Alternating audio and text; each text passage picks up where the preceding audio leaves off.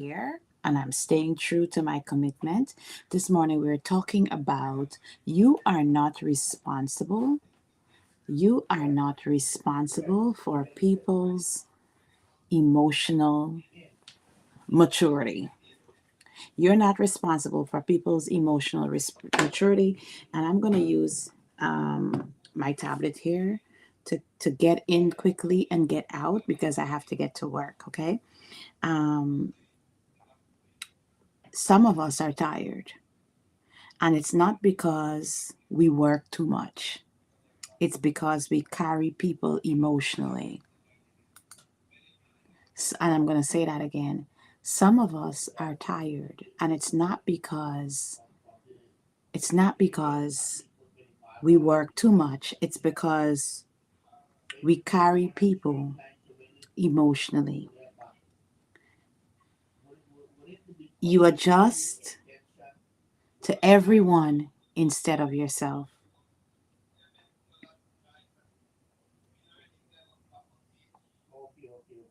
You rehearse conversations in your head and you anticipate reactions. And somewhere along the way, you started managing grown adults. Let that sit. Emotional maturity means taking ownership of your reactions. It means self reflection before accusation. It means discomfort without blame. When someone refuses to self reflect and rush in to compensate, you slowly train yourself to over function.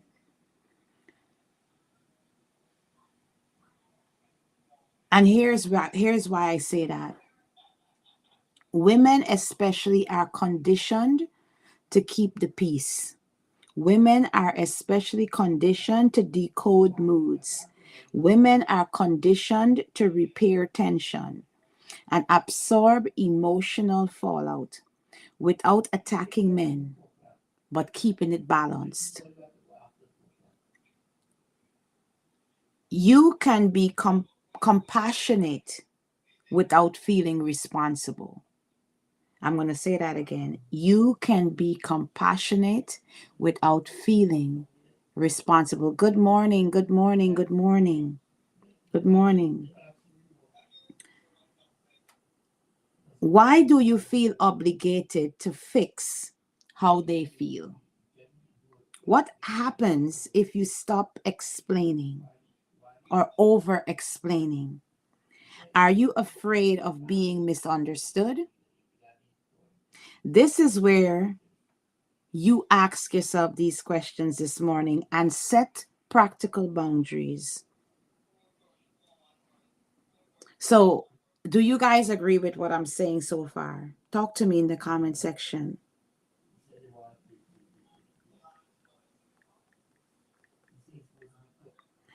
Talk to me in the comment section. Do you agree that you are not responsible for other people's emotional maturity? Oftentimes, we wake up already anticipating moods. We measure our tone before we speak. We soften our words so no one feels corrected. We rehearse conversations in our head so people don't react badly because we're afraid that if we speak our minds or we say how we truly feel, it will offend people. Emotional maturity is not perfection. Totally agree. Yes. Emotional maturity is not perfection, it is ownership.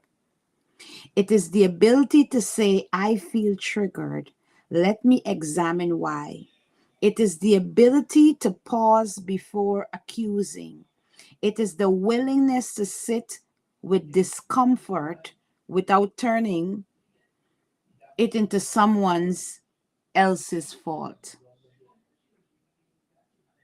Y'all, I write and I can't understand why I write because I was rushing. But when someone refuses to self reflect and you rush in to compensate, you start over functioning. You explain more than necessary.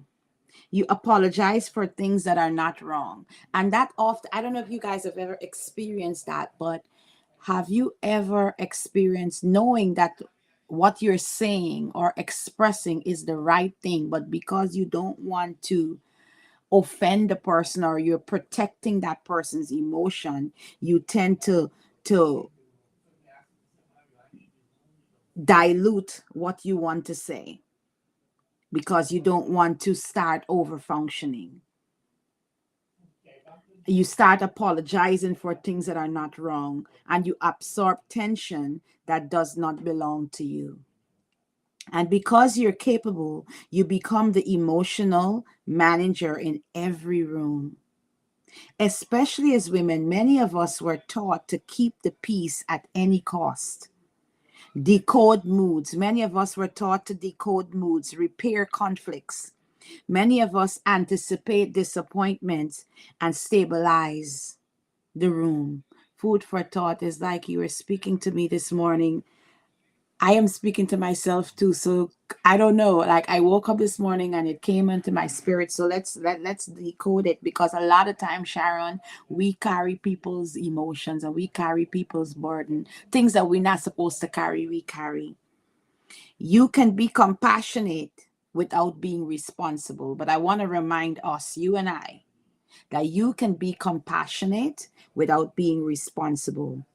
Support is not the same as emotional parenting. Listening is not the same as absorbing. Encouraging growth is not the same as dragging someone towards it. Ask yourself this morning, why do I feel obligated to fix how they feel? Ask yourself this morning, why do you feel obligated to fix how somebody else feel? Not how you feel, but how somebody else feel. If I state my perspective calmly and they react, why do I rush to manage their reaction? Am I afraid of being misunderstood? There's a difference between being kind and being consumed. Emotionally mature people take ownership of their responses. Emotionally immature people outsource their discomfort. They push their discomfort, they project their discomfort to us. If someone says, "You made me feel this way," a mature response is, "I felt this way and I want to talk about it." You notice the difference? One blames and the other reflects. You are not responsible for another adult's growth timeline. You are not responsible for how someone interprets your boundaries. You are not responsible for calming every storm that enters your life. Here are a few statements you can practice. I've shared my perspective. What you do with it is yours. I'm not upset, I'm just clear. I'm willing to talk when we both are calm. I won't argue for my intentions. These are short, clean, and steady statements. This is a scripture that says each of us will give an account of ourselves, not to our neighbor, not to our spouse, but for our parent, and not for our parents, but ourselves. That principle alone changes everything. When you stop managing other people's emotional maturity, you get your energy back. You stop explaining yourself into exhaustion. You stop shrinking to prevent reactions, and you stop parenting people who are your peers. And here's the quiet truth: some relationships feel unstable, not because you are too strong, but because you stopped overcompensating. That is not cruelty. That is alignment. Today, I want you to notice where you are carrying what does not belong to you. Notice where you are over explaining yourself. Notice where you are rehearsing conversations in your head. If you have friendships and you have to rehearse your conversation before having that conversation with your friend, pay attention to that. Notice where you are trying to grow for someone else. Are you trying to grow for yourself or are you trying to grow for someone else? Emotional maturity cannot be outsourced.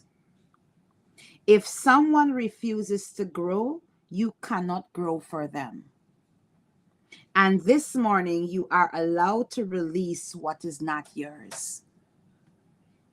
If you're carrying a burden right now that don't belong to you, you are allowed to release it.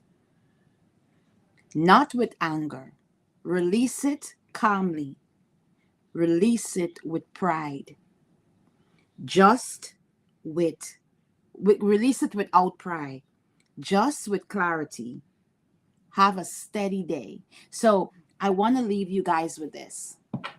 If you are carrying something for another adult in your heart and your mind right now, you have permission to release it.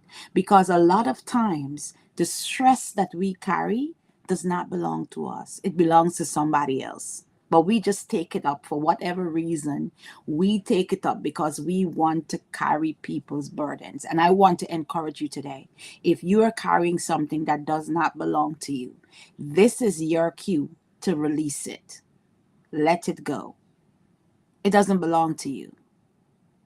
If you can't fix it, let it go. Let that person figure them out. Let the adult figure the adult out.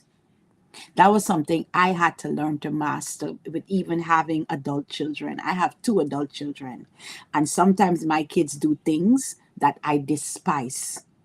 Sometimes my kids do things that I don't like, and I had to learn to let go of it and be like, you know what? Shawina gonna figure herself out, and Adrian is gonna figure himself out. I don't need to worry about it. They are adults. And so if you are carrying something that don't belong to you because you want to control the narrative, oh well, it's my child, they should be doing this. Let it go. They're gonna figure it out.